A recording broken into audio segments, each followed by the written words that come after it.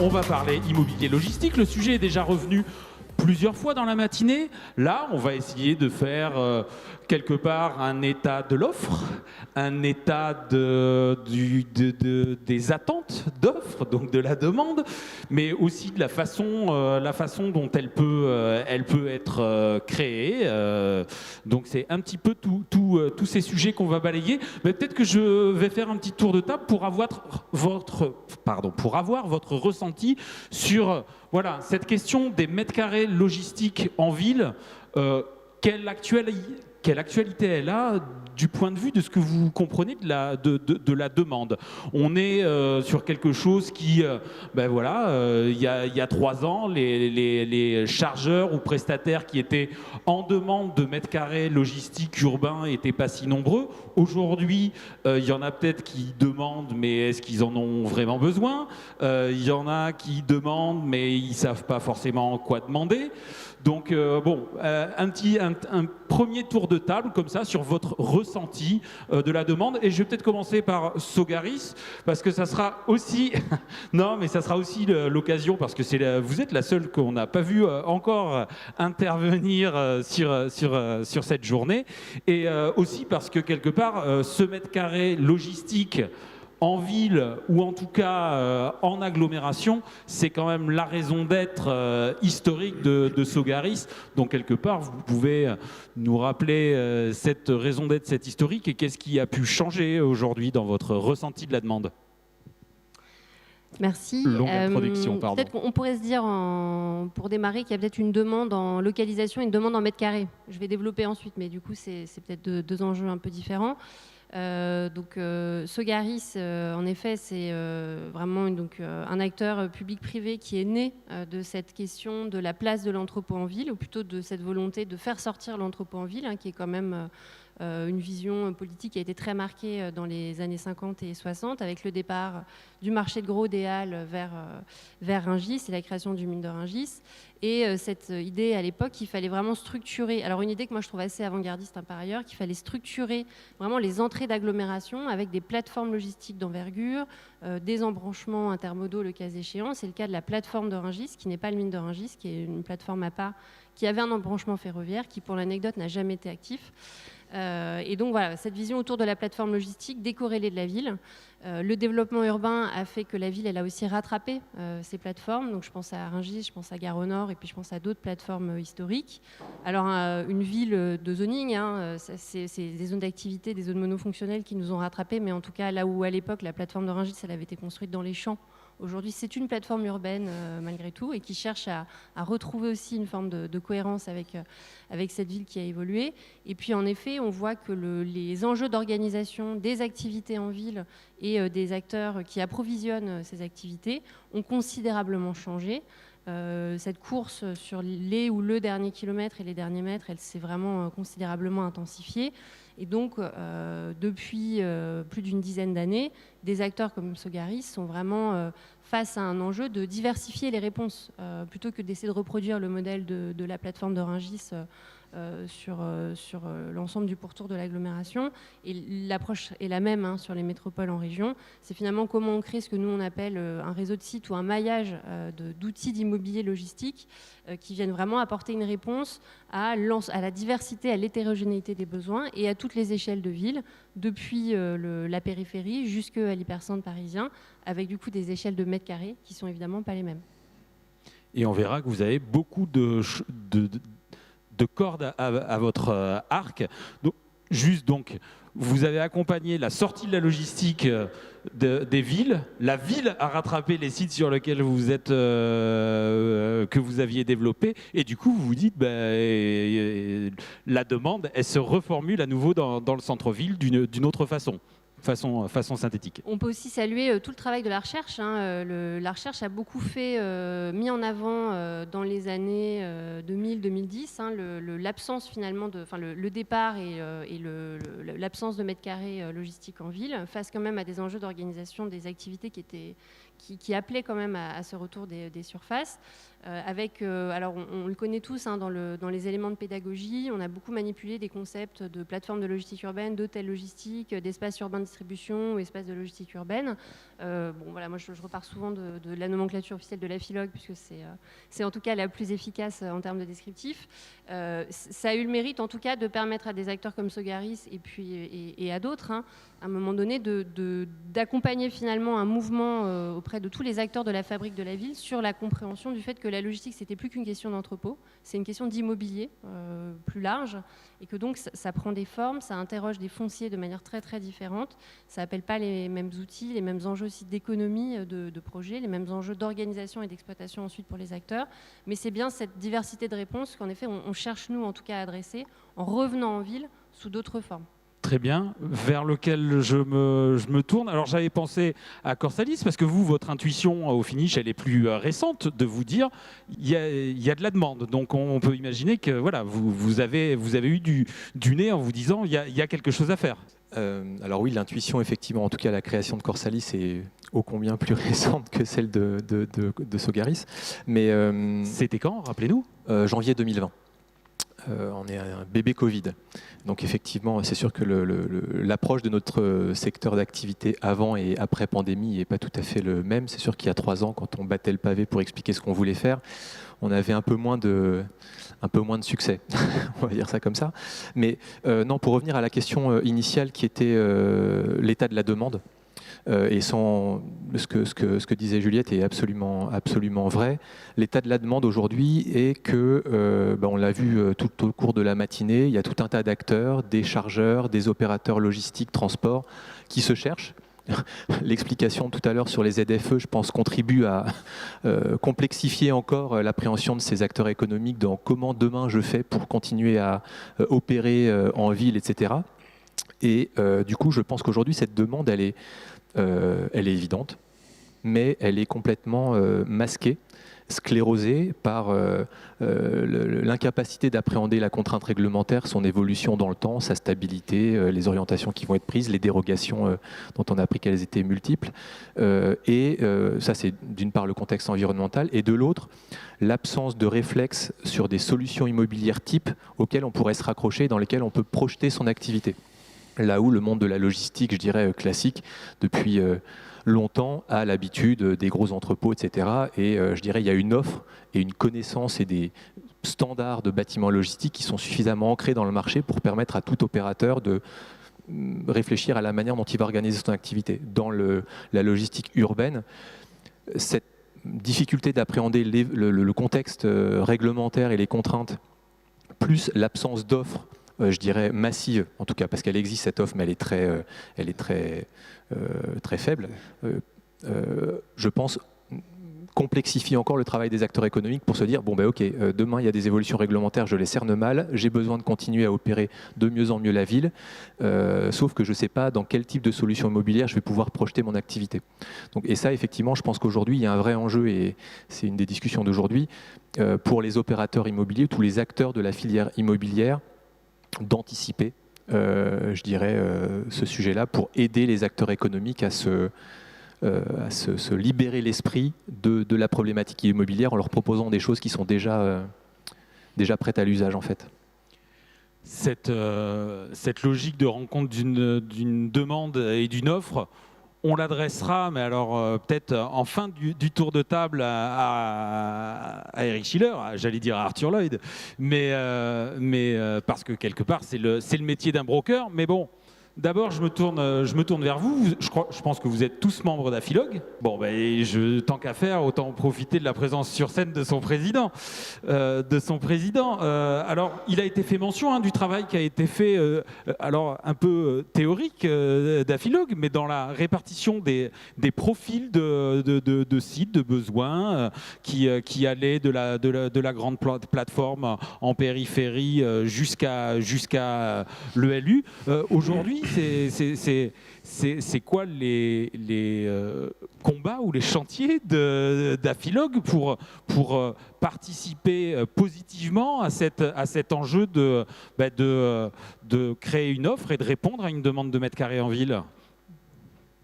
Enfin, de manière effectivement très simple pour répondre à cette question. Alors, depuis ce matin, on entend parler effectivement d'optimisation, de mutualisation.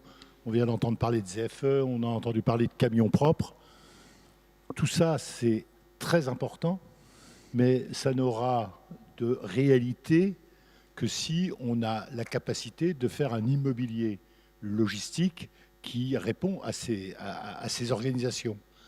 Or, le problème du mètre carré disponible pour construire un immobilier logistique, qui soit à l'extérieur ou qui soit, et surtout à l'intérieur des centres urbains, c'est le problème numéro 1.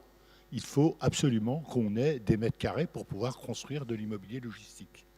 Alors ces mètres carrés, on demande actuellement au pouvoir public de travailler sur, je le disais ce matin d'ailleurs, sur les PLU, sur les SCOT, pour pouvoir avoir une petite vision de où on pourra faire de la logistique, c'est ce que disait Rémi. Hein, si on ne sait pas où on va s'implanter ni ce qu'on va pouvoir y faire, c'est pas très simple. Donc on veut travailler sur ce sujet. Et l'autre sujet, enfin pas l'autre sujet, mais en parallèle de cela, on souhaiterait que la friche industrielle, quand elle est urbaine, puisse être réservée en partie à la construction de bâtiments logistiques.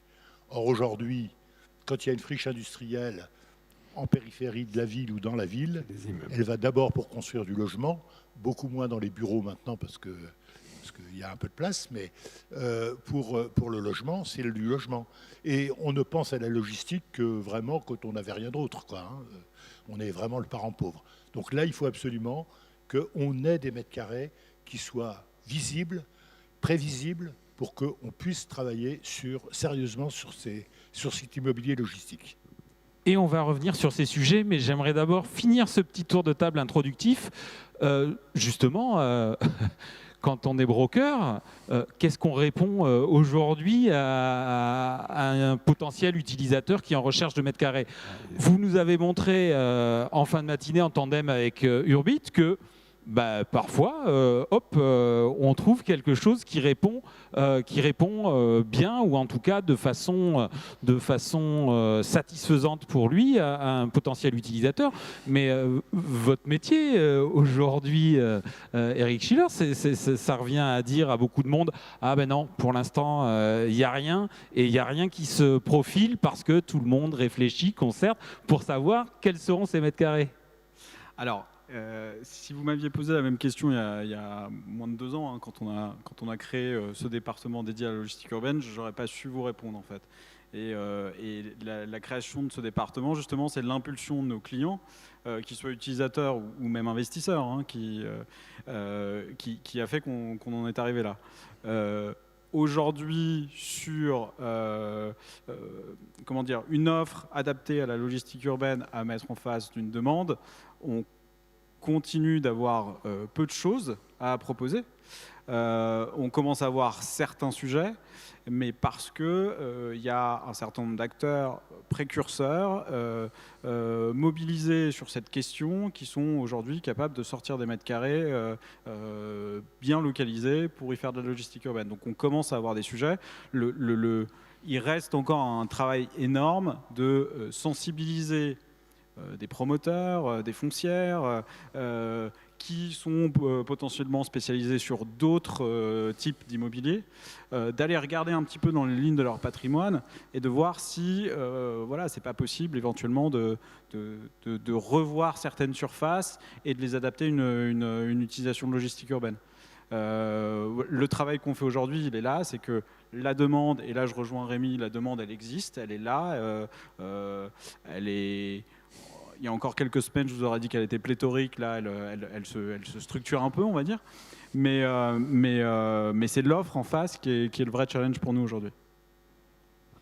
Moi, il y a une question que je me pose. Ces mètres carrés, on ne peut pas tout y faire, a priori. Le mètre carré logistique en ville, c'est un mètre carré de cross-docking, ou ça peut être un mètre carré d'un stockage raisonnable, ou pas du tout de stockage.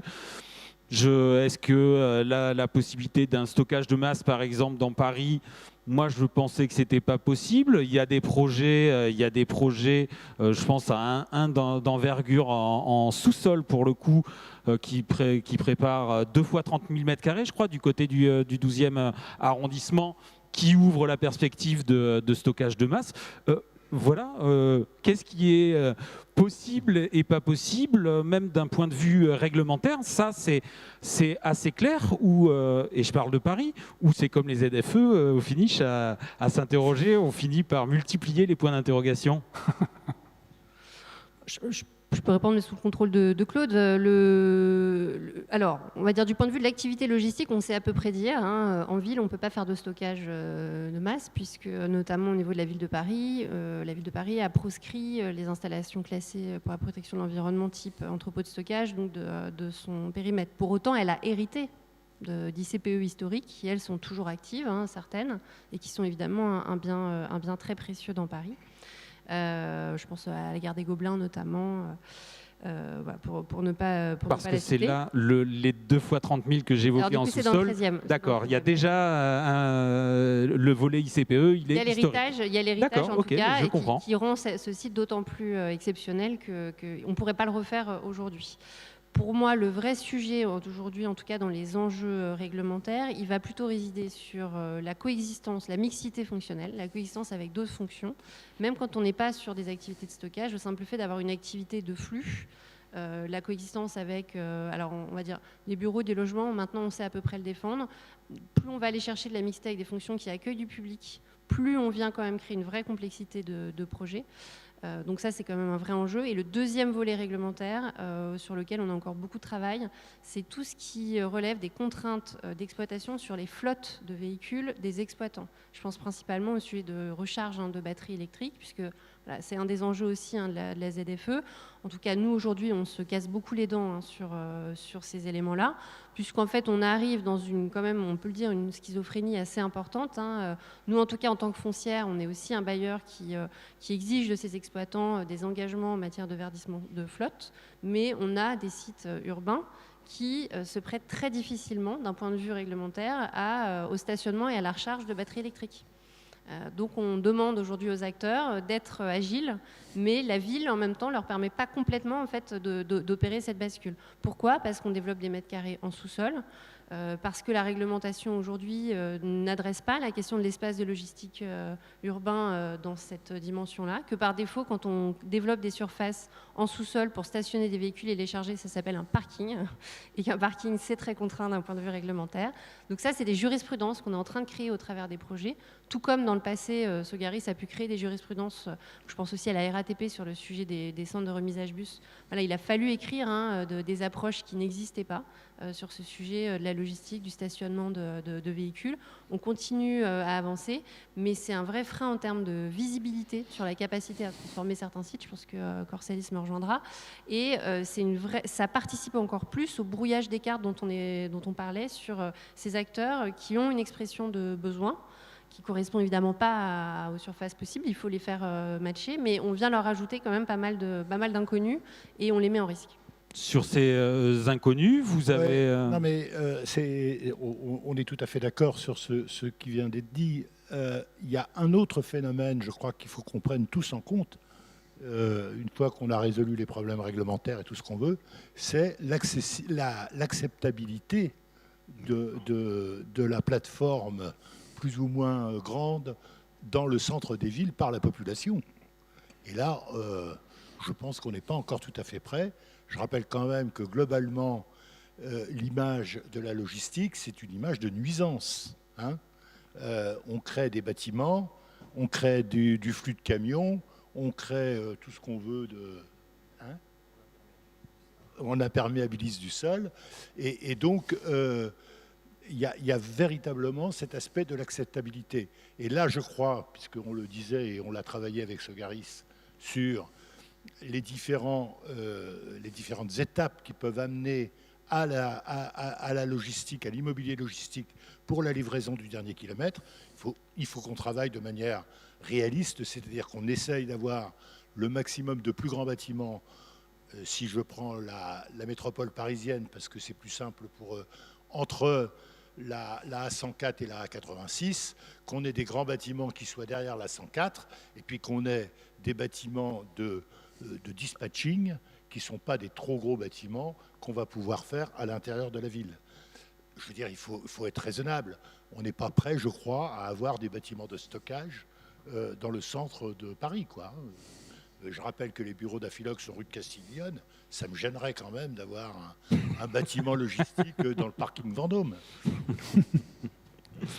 Sur cet immobilier logistique qui participe du dispositif de la logistique urbaine ou des opérations urbaines, entre la 86, du moins la première, deuxième couronne, on a des choses qui commencent à sortir. Ce matin, Ikea, dans sa présentation, a bien dit, voilà, à partir du moment où en 2019, on s'est installé sur 2 niveaux à Gennevilliers, on a pu commencer à adresser des enjeux urbains.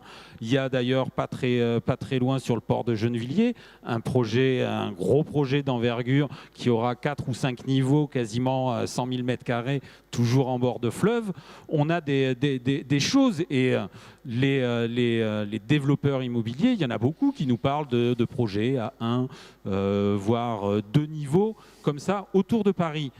Dans le centre de Paris, pour le coup, on est sur des profils de sites, et là peut-être que je voudrais vous dire, il y a des sites que vous avez développés ou que vous avez vus dans vos métiers qui vous donnent qui vous disent il y a du nouveau, quoi. Il y a du nouveau dans le profil, dans l'organisation, dans l'usage. Il y a des choses que vous avez en tête. Alors Rémi, peut-être des choses sur lesquelles vous travaillez, je ne sais pas. Oui, absolument. Et pour revenir sur la question de tout à l'heure, qui étaient les usages, je pense qu'aujourd'hui, il y a 1000 usages possibles de ces locaux. Et le terme de logistique urbaine, je ne sais pas si on en sera d'accord tous, mais est déjà un peu galvaudé en lui-même. En fait, on est juste en train de parler de réintroduire dans les villes des activités, je ne sais pas comment les appeler, mais productives ou industrielles ou tout ce qu'on veut, qui en avaient été évacuées progressivement depuis des décennies. Donc, et ces usages-là sont multiples. Les donneurs d'ordre qui en sont à l'origine sont multiples aussi, et ça veut dire que l'activité qui va être hébergée dans ces locaux-là, les contraintes techniques, les aspects réglementaires associés sont également multiples. Donc, je pense que notre métier sur ce sujet, la complexité de notre métier sur ces sujets immobiliers, n'est pas de faire sortir de terre ou, en tout cas en restructurant un immeuble existant, de cocher toutes les cases qui permettraient de rendre un local compatible à tous les usages qu'on pourrait en avoir, du stockage, de la recharge de véhicules électriques, du je ne sais quoi, de l'accueil du public éventuellement pour faire du click and collect, parce que ça n'existera pas, ça ne sera pas possible à un moment donné, en plus en tenant compte du sujet de l'acceptabilité et de l'intégration dans le tissu urbain qu'évoquait Claude. Notre métier, il est plutôt de proposer une large palette de solutions immobilières très hétérogènes les unes les autres, mais assumées comme telles, en partant du postulat que à chaque typologie de solution, surface, accessibilité, cadre réglementaire en termes d'exploitation, correspondra un usage d'une étape de la solution supply chain d'un donneur d'ordre. Voilà. Et je pense qu'il ne faut pas rougir de dire que tel local n'est pas accessible en poids lourd, tel local fait 3,50 m de hauteur livre. Ça ne correspondra pas aux usages de certains opérateurs, mais ça rentrera tout à fait dans la plaque d'un schéma logistique d'un retailer. Et ce qu'on évoquait ce matin à la table ronde, le chemin le plus court entre un entrepôt situé à l'extérieur de la 104 et le pas de porte d'un client n'est plus le 19 tonnes qui fait toute la journée une tournée dans Paris. Donc ce schéma le plus court et le plus vertueux, qui va être encouragé par la réglementation, c'est un peu la démultiplication des ruptures de charge pour, du niveau le plus élevé au granulat le plus fin, venir amener cette fonction entre guillemets logistique au pas de l'apport du consommateur final. Et derrière tout ça, il y a une multitude de solutions immobilières qui pourront, les unes après les autres, éventuellement, être intégrées dans le dispositif logistique d'un même utilisateur. Et ça, c'est une vraie différence par rapport à la logistique classique. Un site qui cocherait toutes les cases, vous pouvez pas en remonter en termes d'offres. Vous avez visité en tout cas des sites qu'on vous a présentés comme des sites logistiques dont vous vous dites mais qui pourra bien se retrouver à exploiter ces murs. Du moins il y a j'allais pas dire tout et n'importe quoi, mais il y a vraiment des choses surprenantes avec des contraintes fortes, mais dont vous dites que peut-être de la même façon, peut-être que finalement, ça finira bien par cocher une majorité de cases pour quelqu'un qui voudra s'y installer. Alors, moi, je reviens un petit peu sur la demande et sur le type d'activité. Aujourd'hui, ce qu'on capte, nous, en termes de demande, c'est beaucoup du flux, beaucoup du cross-docking, beaucoup de la distribution. Donc à partir du moment où votre schéma, c'est de faire rentrer de la marchandise de manière massifiée le matin et de la faire ressortir aussitôt pour qu'à la fin de la journée, vous n'ayez plus de marchandises chez vous, la question d'aller faire monter des marchandises en étage, forcément, c'est un peu... c'est pas du tout optimal en fait. Et forcément, sur certains types de surfaces,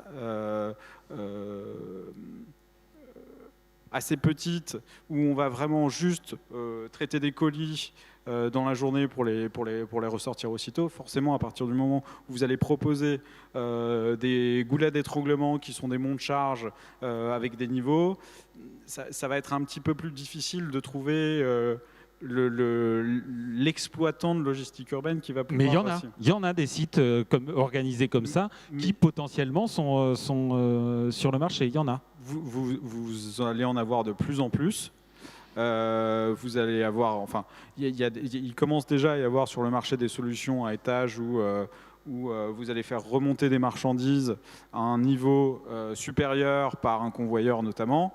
Et ensuite là, vous allez avoir une aire de manœuvre pour des pour des véhicules utilitaires, des camionnettes, qui vont pouvoir récupérer des tournées et redescendre par une rampe, par exemple. Ça c'est des choses qu'on voit arriver, qui ont un petit peu de mal à trouver leur clientèle, mais qui sont là au bon moment et qui, à mon avis, resteront pas très longtemps sur le marché.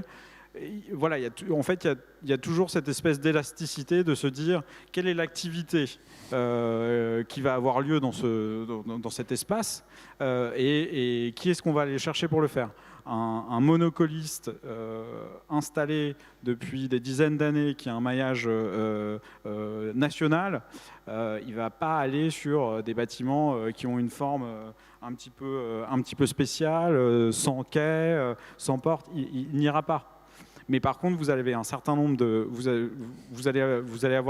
de... Alors, deux cas de figure. Soit vous avez des nouveaux entrants qui vont s'y coller, soit ces gens-là, donc les monocolistes dont je parlais, vont se dire et revoir leur modèle pour s'adapter, pour venir avec les bons véhicules, parce que le site est tellement bien placé que forcément il faut y aller et que ce serait quasiment dommage de le laisser à la concurrence. Moi, j'en reviens à ma question de départ qui était la localisation et le mètre carré. Je pense quand même qu'il y a des localisations qui sont telles qu'en effet, ça change complètement l'équation. Nous, on fonctionne avec des cahiers des charges types. Quand on regarde des sites, on applique une grille critère. Il y a des sites où on les voit tous les 2 ans et on n'a pas la même analyse tous les 2 ans. Et il y a des sites qu'on a vus il y a quelques années où on se disait ça ne marchera jamais et qu'aujourd'hui, on est en train de sortir. Ça veut dire quoi quand vous dites il y a des sites, on les voit tous les 2 ans, vous en tant que Sogalis je vous donne un exemple. L'ancienne station-service donc de la porte de Champéret, sous la main jaune, on l'a visité plusieurs fois avec la ville de Paris, qui s'est posé des questions. Pour nous, c'était le point d'irritement, c'est qu'il n'y avait pas d'accès poids lourd. On se disait c'est sur le périph', c'est génial, mais il n'y a pas d'accès poids lourd. C'est 2000 m² sans accès poids lourd. On a quand même fini par se positionner dessus. On a répondu à un appel à projet. On a fait un appel à manifestation d'intérêt. On a eu, je crois, plusieurs dizaines de marques d'intérêt pour visiter le site. Et aujourd'hui, on est en train d'y implanter un messager. Donc, chose qu'on n'aurait jamais imaginée, même quand on répondait. On ne pensait pas avoir ce type d'approche-là. Alors, c'est vrai que ce qui est difficile, et c'est toujours important de le dire, c'est que le métier de l'immobilier, c'est un métier du temps très long. Entre le moment où on commence à regarder des fonciers, le temps des études, porter les permis, le temps des chantiers, on n'a pas de prospect quand on commence nos projets. C'est très dur d'avoir déjà une approche très fine des potentiels utilisateurs. Nous, le cas de figure qu'on rencontre le plus souvent, c'est « mais nous, on ne viendra jamais là ». Et c'est souvent ceux qui disent ça qui viennent. Alors, je ne dis pas ça pour les critiquer, c'est qu'ils n'ont pas cet horizon-là, en fait. Ils n'ont pas cette temporalité. On parle d'acteurs qui sont sur des visions à 18-24 mois au grand maximum Et donc sur des temps de développement très longs, sauf à vraiment être sur l'implantation la plus stratégique qu'on puisse imaginer et qui coche toutes les cases. Il y en a encore quelques-unes, mais elles sont quand même très rares. J'ose espérer que Sogaris les développe pour la majorité. C'est très compliqué d'avoir des acteurs qui savent s'engager et qui savent même nous raconter les process qu'ils mettraient en place. C'est quand même souvent le site qui va amener à raconter l'histoire. Alors, il y a pour autant, on va dire, quand même, surtout donc sur le B2C, il y a pas mal d'acteurs qui ont des process à peu près maîtrisés, où là, on va dire, ça rentre assez vite. Mais il y a aussi des acteurs qui ne sont pas dans ces schémas aussi agiles et qui commencent quand même à venir investir aussi les surfaces qu'on développe en ville, qui en ont besoin, hein, et qui essaient de passer ce cap-là. Oui, je suis tout à fait d'accord avec ce qui vient d'être dit. Et je crois qu'il ne faut jamais qu'on oublie que, d'abord, on parle souvent, et je le regrette, de logistique urbaine. Or, il y a 10, 15, je ne sais pas combien de sortes de logistique. 30, on a dit ce matin, 30, sur la première, voilà. 30 donc, filières. Il y a un nombre très important de logistiques qui desservent les zones urbaines, selon les produits, selon les opérateurs, selon les organisations. Donc ça, il faut qu'on le prenne en compte. Et puis le deuxième point, et on l'a vu aussi au cours de la journée ou de la matinée, c'est l'évolution de tout ça. Ça va très vite. Il y a plein d'entreprises qui lancent des nouvelles idées. Donc le besoin d'aujourd'hui, ce n'est pas le besoin dans 2 ans et ce n'était pas le besoin qu'on avait dans 2 ans. Mais Sogaris connaît bien le problème. Hein. Sogaris a construit à Paris la porte de la Chapelle. On a mis 10 ans pour le mettre en œuvre, ce bâtiment. Malheureusement, je trouve que quand on est arrivé à la mise en œuvre, on ne répondait plus aux besoins qu'on avait imaginés 10 ans plus tôt. Hein. Et on a un emplacement merveilleux qui n'est peut-être pas tout à fait ce qu'il aurait dû être si on avait été plus vite pour le faire. Et son histoire n'est pas forcément finie, il faut se positiver.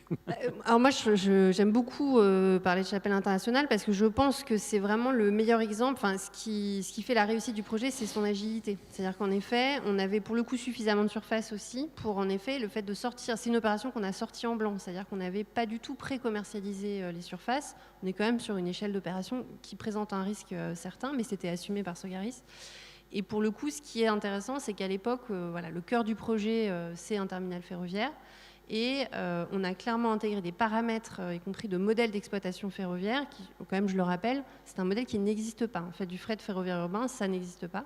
Donc on est parti de postulats qui ont été tous annulés en cours de développement, parce que finalement tous les opérateurs qu'on approchait nous disaient certainement qu'on fera rentrer un train dans le terminal un jour, mais en tout cas on ne l'opérera pas du tout comme vous l'aviez imaginé. Et donc en fait on avait développé 17 000 m² terminal ferroviaire, où tout le monde nous a dit un train pourra rentrer, mais par contre toutes les surfaces que vous avez imaginées pour exploiter le train, ça ne marchera jamais, on le fera ailleurs. Et donc, heureusement, la force du projet, c'est d'avoir développé un terminal qui peut toujours faire rentrer un train, mais qui a su accueillir d'autres activités et devenir multi-activités. C'est ça, en fait, qui fait qu'aujourd'hui, on est fort, nous, Sogaris, et je pense à Ville de Paris également, quand on dit il faut pouvoir développer ce type de projet, il faut préserver l'avenir, il faut créer ces intermodalités. Même si le train n'est pas actif aujourd'hui, on rend possible le fait qu'il le soit demain, tout en ayant une multi-activité. Et pour le coup, peut-être que l'erreur qu'on avait commise au départ, et c'est important de le dire, c'est d'imaginer finalement un terminal très monofonctionnel, là où en fait l'enjeu c'était bien cette multi-activité et cette intermodalité. Peut-être 2 remarques. Il y a un enjeu évidemment de réversibilité majeur quand on travaille dans la ville. C'est peut-être moins vrai pour des gros entrepôts périurbains, mais quand on travaille dans la ville, c'est majeur, pour faire référence à ce qui était évoqué sur Chapelle Internationale. Après, sur le sujet qui était la place dans le paysage urbain, je retiens 2 choses. La première chose, c'est que, et on partage ce constat, quand on discute avec un utilisateur d'une solution qui sera disponible dans 1 an, dans 2 ans, dans 3 ans, qu'on sait lui montrer sur plan, mais sans avoir vraiment de choses concrètes, le premier retour qui peut être fait, c'est trop éloigné de mon modèle, donc ça ne m'intéresse pas. Les utilisateurs de ces surfaces ont besoin de concret, de pouvoir se projeter dans les locaux, et c'est pour ça qu'on a besoin de produire une offre pour pouvoir mettre les gens face à un actif immobilier qu'ils puissent visiter, regarder, dans lesquels ils puissent projeter leur activité. Ça, c'est un point pour moi qui est majeur et qui implique du coup du développement, selon l'expression consacrée, plutôt en blanc plutôt que d'attendre une expression de besoin d'un utilisateur qui va soit jamais arriver, soit avoir une wishlist tellement improbable qu'elle sera impossible à mettre en œuvre. Le deuxième sujet par rapport à la place de la logistique dans le paysage urbain, qui est le thème de cet échange, pour moi, il y a deux choses. On disait tout à l'heure qu'on était en train de travailler à réintégrer la fonction logistique dans la ville. Il y a deux manières de faire. Il y a les petits pas et les grands pas. Les grands pas, je prends l'exemple, je reviens sur le dossier de Gobelin dont on parlait tout à l'heure. Je n'ai pas l'histoire exacte en tête, mais qui doit avoir fait l'objet d'un appel à projet Réinventer Paris, peut-être de 2015 ou 2019. Ou 2019, bon, qui va sortir dans les années qui viennent. Ce sont des projets très ambitieux ou de grands projets de rénovation de quartier dans lesquels on va réintégrer de la mixité. Ce sont des projets très ambitieux qui se mettent en œuvre à l'échelle d'un quartier, qui sont très invasifs et qui vont prendre très longtemps à se mettre en œuvre. On peut se poser la question, Gobelin, dans 3, 4, 5 ans, quand ça va sortir, je n'ai pas en tête le calendrier exact, de ce qui va se passer quand on va, après y avoir réfléchi il y a quelques années, réimplanter 60 000 m² de logistique ICPE au milieu de la ville. Est-ce que c'est une question ouverte, je n'ai pas d'avis sur le sujet, mais est-ce que c'est la bonne solution ? Est-ce qu'on n'amène pas un peu un monstre dans la ville ? Mais ça, c'est une question. Et se pose la question sur ces temps longs du décalage qu'il peut y avoir entre le moment où les appels à projets sont lancés, le foncier est maîtrisé et où on pense des projets, et la matérialisation de ces projets plusieurs années, mais plusieurs années après, quand ils se matérialisent, s'ils sont toujours raccords avec les attentes des riverains en termes d'apaisement des villes, la nature des flux, l'organisation des opérateurs économiques. On disait tout à l'heure qu'ils réagissent à 12-24 mois. Les gens avec lesquels on parle, leur horizon de temps, c'est 3 à 6 mois jusqu'à la prochaine levée de fonds, jusqu'au prochain rachat par Pierre, Paul ou Jacques.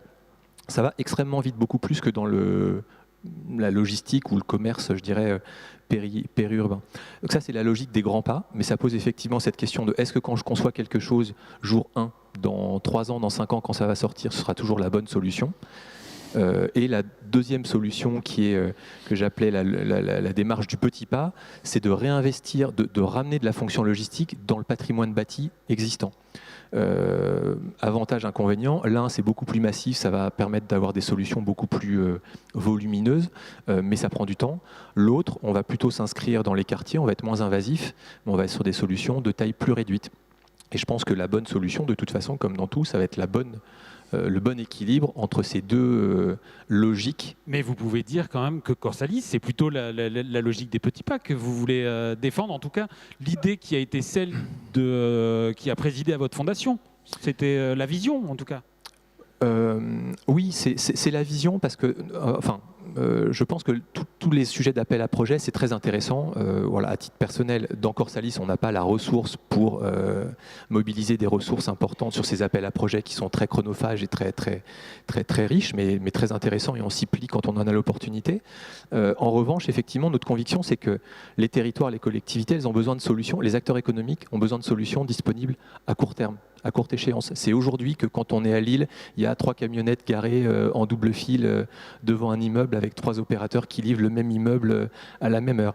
Et c'est la même chose dans toutes les agglomérations de France. Et les réponses à ces problématiques quotidiennes qui génèrent la grogne sur la logistique, qui génèrent l'incompréhension, qui génèrent les mauvais messages autour de la logistique en ville, ce n'est pas des solutions qui vont être disponibles dans 3 ans, dans 5 ans, dans 10 ans, qui vont répondre à ça. Donc on a la conviction qu'il faut développer des opérations qui soient rapidement opérationnelles, en guise de proof of concept, laisser un opérateur rentrer dedans, l'exploiter et montrer à la collectivité, aux riverains, les bienfaits de ces activités nouvelles. Rémi, vous mentionniez Lille, c'était fortuit ou c'est justement parce que vous avez un projet à Lille dont vous pourriez nous... Non, ne me prêtez pas ce type de pensée. Non, pas du tout. C'était absolument fortuit pour le coup, mais je sais que, pour y avoir vécu longtemps, que Lille est très sujet à ces problématiques d'engorgement de l'hypercentre et de problématiques de livraison. Il se trouve qu'on a une opération là-bas également, mais c'était un hasard, mais je pense que il y a un vrai sujet. Et Claude évoquait aussi le sujet de l'acceptabilité. C'est pas la même chose quand on va présenter un projet sur un territoire, dans une ville, dans un quartier, qui va durer 3 ans, 5 ans, avec des grandes opérations de démolition, de reconstruction, etc., que quand on réintègre une activité dans un local qui était un peu devenu délabré, une friche, une verrue dans un quartier, et où on ne va pas modifier fondamentalement l'équilibre architectural et la vie et les proportions du quartier. Donc je pense qu'il faut peser à chaque fois le projet massif, ambitieux, qui va être très long à mettre en œuvre et probablement très compliqué à faire accepter, de projets petits pas, qui seront peut-être plus simples et plus rapides en tout cas à mettre en œuvre. Juliette, grand pas, petit pas, Sogaris maintenant entend avoir les deux allures, c'est bien cette idée, avec un historique plutôt grand pas, et aujourd'hui la volonté d'avoir aussi la capacité à mener des projets petits pas, et d'ailleurs des plus petits projets. Oui, nous, c'est vraiment la logique du maillage diversifié. Hein. Donc, c'est vrai qu'à date, on gère, nous, un patrimoine avec donc, la plateforme de Rungis dont je parlais, c'est 200 000 m² d'entrepôt. Et notre bébé, notre plus petit site, il fait 800 m² dans Paris. Donc, on a cette diversité. Après, je rajouterais, je ne veux pas être celle qui rajoute à chaque fois des contraintes.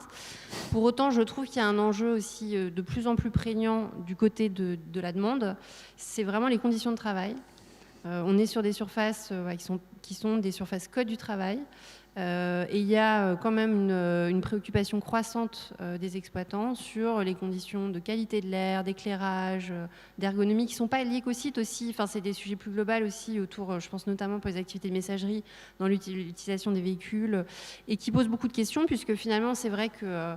voilà, Claude le disait, on vient rarement chercher la logistique en disant on aimerait beaucoup qu'il y ait de la logistique dans ce quartier. Sauf quand il y a des parkings vacants, où là, on vient nous voir en disant on a un très beau délaissé et on aimerait vraiment beaucoup que ce soit un espace de logistique. Et en fait, c'est vrai que c'est très compliqué aujourd'hui de faire comprendre que l'acceptabilité de la logistique en sous-sol, elle pose question, de par tout ce que j'évoquais sur les sujets de risque, de sécurité incendie et de contraintes qui s'imposent à nous, mais aussi du point de vue de ce sujet code du travail. On voit quand même de plus en plus d'acteurs qui disent mais nous, on fait travailler des gens toute la journée sur ces sites-là. Et donc, voilà, qu'est-ce que ça veut dire exploiter un site sur le périphérique à la porte de Champéret ?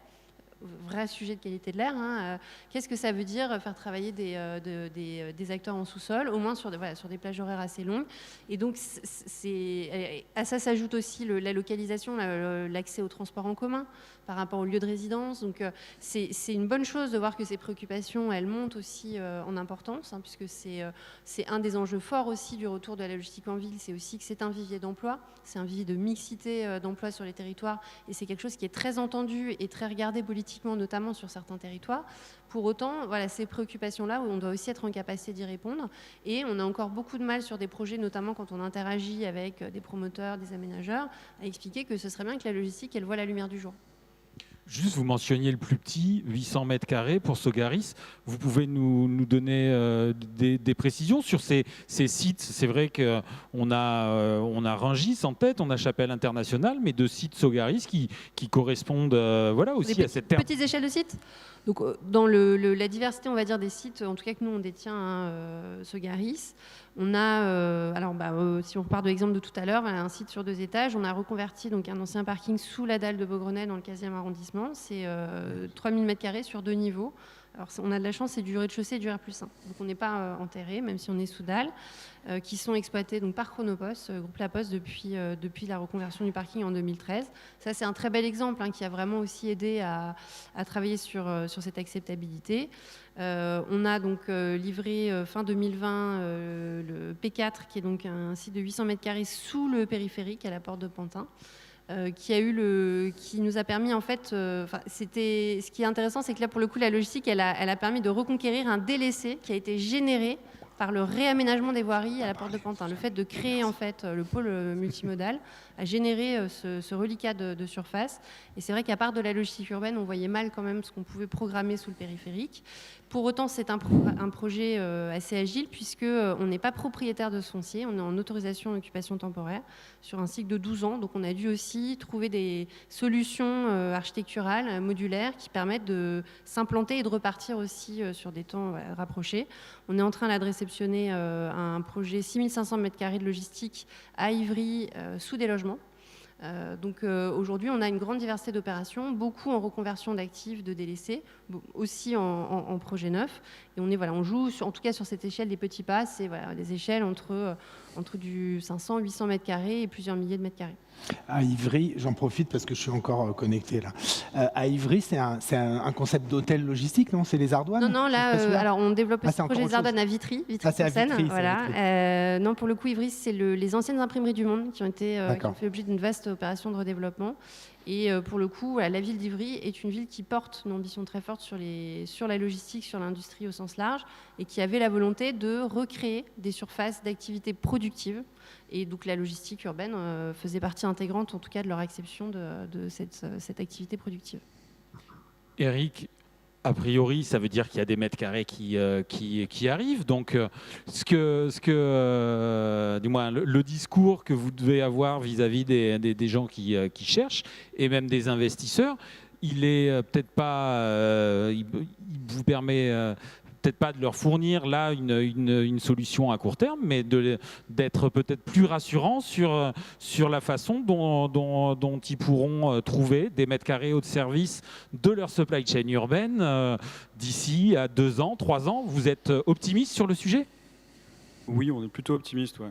Il y a pas mal de choses qui vont arriver sur le marché, mais évidemment, je reprends ce que vous disiez, hein, on est sur vraiment des typologies de surface qui sont complètement différentes. On parlait d'étages, on parlait de commencer à 800 m², mais d'aller jusqu'à 60 000. On parlait d'être au-dessus du niveau du sol, mais aussi en dessous. Donc en fait, oui, il y a plein de choses qui arrivent sur le marché. Encore faut-il que ces choses répondent vraiment aux besoins des utilisateurs. Et on le mentionnait tout à l'heure sur la grande logistique. Il existe aujourd'hui des standards de nombre de portes, de cours de manœuvre, de hauteur sous poutre, d'ICPE évidemment, puisque voilà, c'est de la réglementation qui a façonné l'actif logistique, on va dire de grande logistique. C'est des choses qu'on n'a pas encore forcément sur la logistique urbaine. Et donc voilà, donc oui, on va avoir des mètres carrés à proposer à nos clients. Par contre, on ne proposera pas forcément l'ensemble de notre catalogue à tout le monde. On sera obligé de faire un tri sur leur typologie d'activité. C'est bon pour le métier de broker et conseil parce qu'il y aura une vraie dimension de connaissance de ce qu'il y a, ce qui arrive, des caractéristiques. Du moins, c'est bon pour vous. Il n'y a aucun doute sur le fait que ce soit passionnant. Oui. Oui, il faut quand même rester pragmatique. Hein. L'offre dont on est en train de parler, elle est très en deçà de la demande. Et on peut démultiplier nos petits pas, mais on sera toujours en dessous. Hein. Enfin, on ne sera jamais au niveau de la demande. Après, la question, c'est est-ce que cette demande, elle va se maintenir ou est-ce qu'on commence à observer aussi des phénomènes d'acteurs qui rebasculent sur des modèles périphériques, faute de trouver assez vite des implantations en ville. Donc on sait que là, on est vraiment dans une politique on écope pour essayer de sauver la barque, mais pour autant, on n'avance pas aussi vite que ce qu'on voudrait.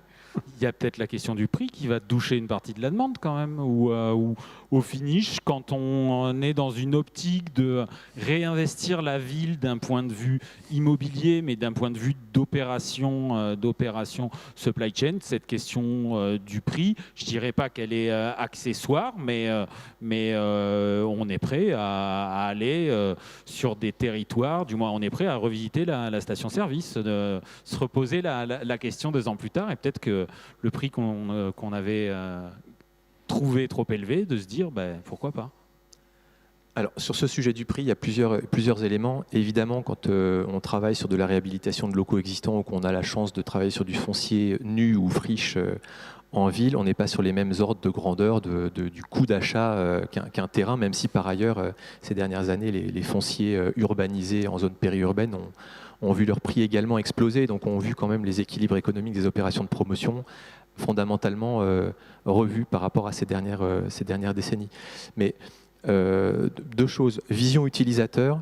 la solution immobilière logistique urbaine est un des maillons d'un dispositif logistique beaucoup plus large. Donc, je reprends l'exemple d'une société que je connais bien, qui était Carrefour à l'époque. Les surfaces dédiées à la distribution du centre-ville par rapport à l'ensemble des surfaces logistiques pour livrer le réseau de magasins sont une part infime.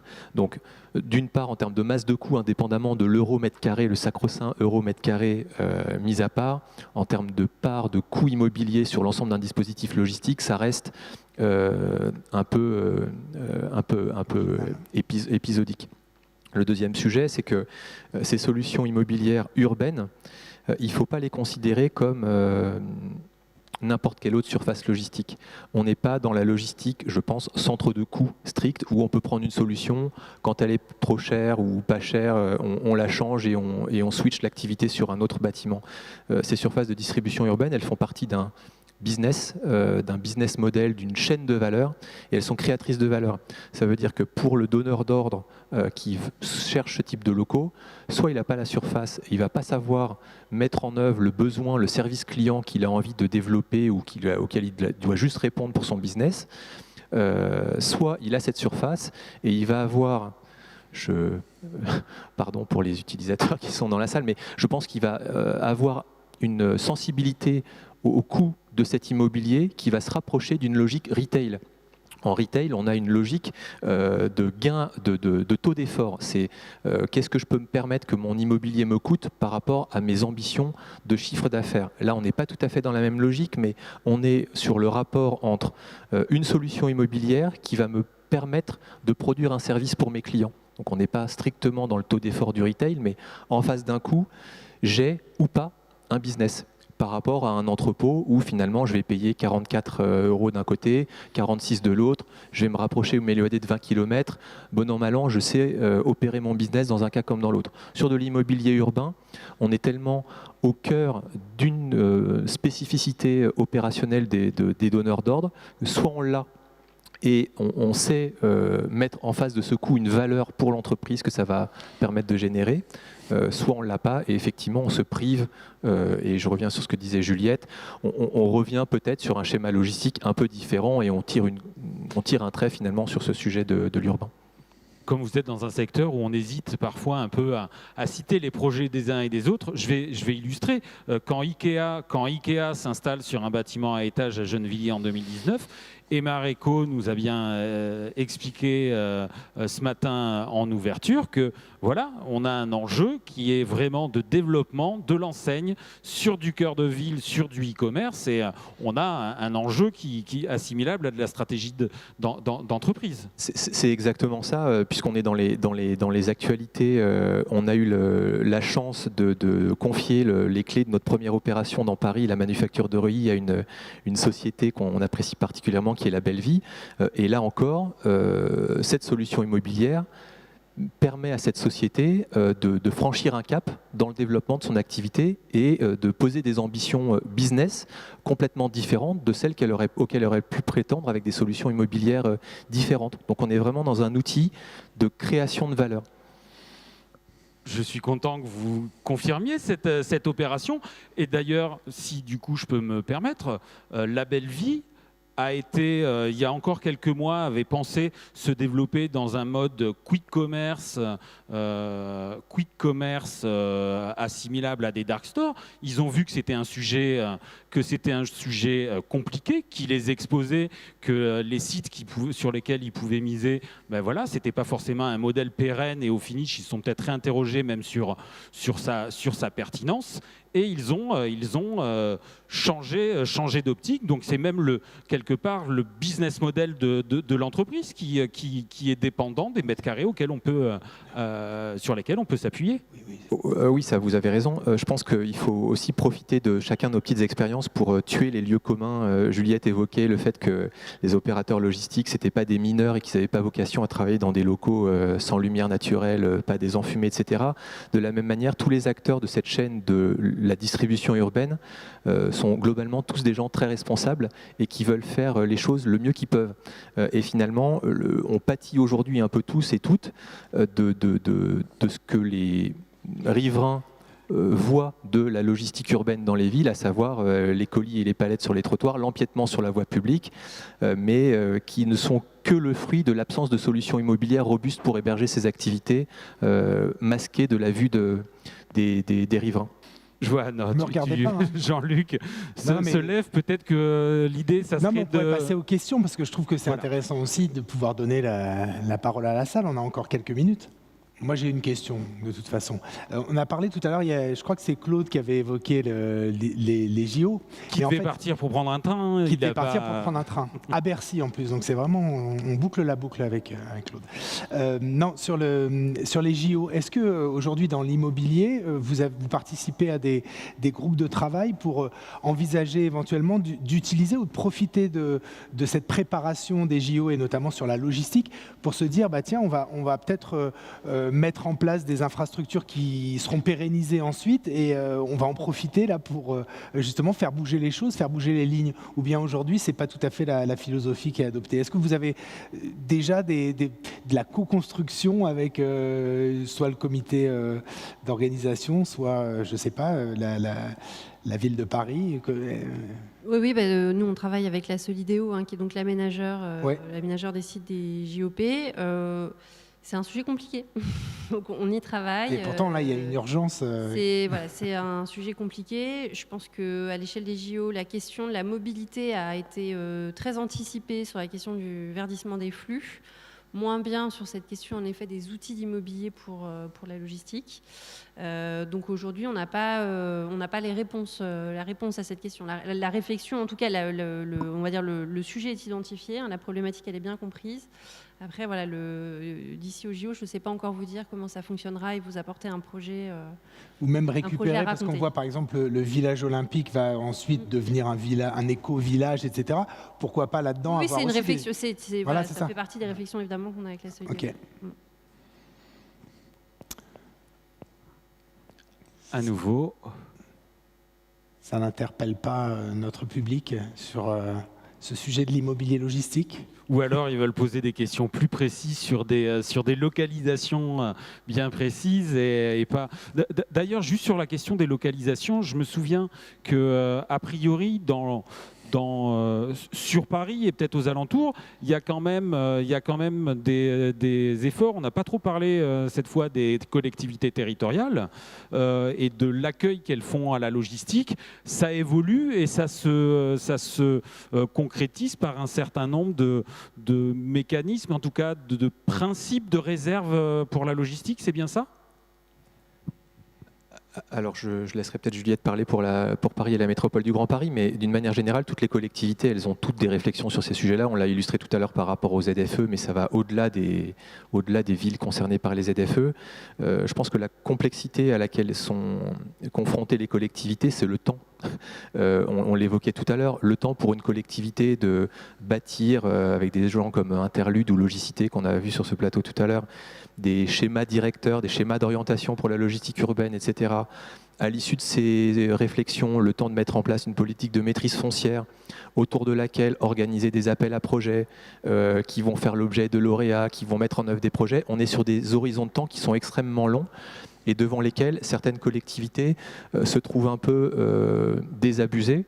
Et c'est sur ce type de problématique que ce que j'évoquais tout à l'heure des petits pas, mais qui étaient plus sur des sujets de vitesse d'exécution que sur des sujets de taille de site, est importante parce que tout en ne perdant pas de vue l'objectif final qui est de s'aligner par rapport à ces schémas d'orientation logistique, les modifications de PLU, etc., de semer le chemin entre maintenant et la mise en œuvre de ces politiques publiques, de déjà poser deux premières opérations qui seront sorties de terre et qui seront opérationnelles dans ces délais. Donc aujourd'hui, l'accueil des collectivités, il est assez favorable parce qu'ils nous considèrent tous autant que nous sommes comme un peu des bras armés de politiques publiques qui vont mettre du temps à se mettre en œuvre par les voies classiques de la maîtrise publique, de la maîtrise foncière publique. Donc des petits pas pour faire bouger les lignes, quoi, au fur et à mesure, pas attendre. Après, sur les outils qui sont mobilisés, on va dire que les collectivités à l'échelle du Grand Paris ont aussi des approches qui varient beaucoup en fonction de leur héritage. Forcément, les territoires qui ont un héritage industriel-logistique n'ont pas la même approche de la logistique et de la logistique urbaine que des territoires qui en sont dépourvus. Et quand je parle de territoires dépourvus, je pense évidemment notamment au cadran sud-ouest francilien, qui est la zone blanche de la logistique urbaine.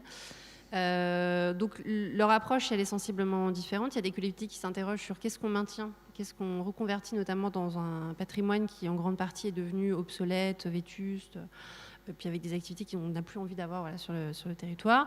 D'autres collectivités qui s'interrogent et qui voient notamment sous l'effet du e-commerce des phénomènes de nuisance qui apparaissent et qui se saisissent de cette question des réponses d'immobilier logistique pour vraiment repenser un cadre de ville plus apaisé. Ça passe beaucoup à l'échelle de la ville de Paris qui a été précurseur en la matière par dans le plan local d'urbanisme, l'utilisation de ce qu'on appelle des pastilles logistiques urbaines. Donc c'est le fait d'avoir des réserves foncières qui sont prélocalisées et qui font que tout porteur de projet qui souhaite demander une autorisation d'urbanisme sur un site pastillé doit intégrer une surface de logistique urbaine prédimensionnée à minima dans son projet. Alors c'est le cas de projets par exemple comme Chapelle Internationale, qui était un site, donc on appelle ça des PLOC. C'est le cas d'autres sites. Les outils sont très inégaux en fonction des territoires. Globalement, la logistique, c'est plutôt un impensé ou un déni encore dans les outils de planification. Et quand elle est intégrée, pour autant, elle n'est pas forcément corrélée avec des politiques d'aménagement et de gestion de voirie. Donc ça résout pas forcément les enjeux. Ça permet de flécher les choses, mais on peut aussi se retrouver face à des sites qui sont identifiés comme ayant vocation à accueillir de la logistique urbaine, mais où en même temps on va créer des pistes cyclables qui empêchent tout accès poids lourd, par exemple. Et je suis par ailleurs cycliste et ravie qu'il y ait des pistes cyclables. Mais en tout cas, il y a aujourd'hui une vraie difficulté pour les collectivités à positionner la logistique urbaine comme un sujet qui est transverse et pas comme un sujet sectoriel. Très bien. Merci en tout cas pour cette riche table ronde où on a réfléchi aux grandes idées, aux petits pas, aux grands pas, des petits exemples, des gros exemples et finalement une petite touche d'optimisme, même si toute l'offre qui va arriver ne répondra pas à la demande, il y a quand même des choses qui arrivent. Tout arrive. Merci beaucoup.